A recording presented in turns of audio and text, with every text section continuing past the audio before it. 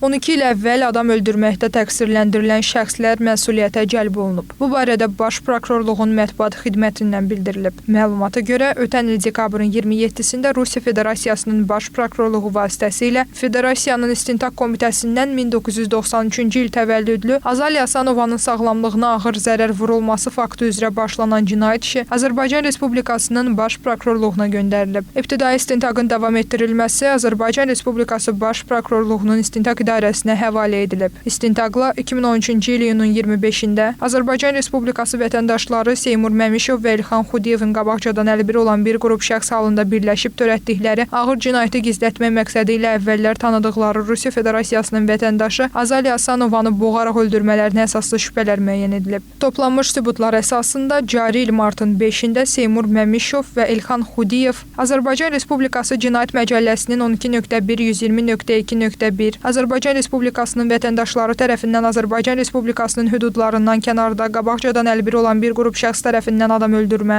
12.1-120.2.6 başqa cinayəti gizlətmə məqsədi ilə adam öldürmə və digər maddələri ilə təqsirləndirilən şəxs qismində cəlb olunub. İstintaq orqanının vəsatəti və ibtidai araşdırmaya prosessual rəhbərliyi həyata keçirən prokurorun təqdimatı əsasında qeyd olunan şəxslər barəsində Binəqədi rayon məhkəməsinin qərarı ilə həbs qətimkan tədbiri seçilib.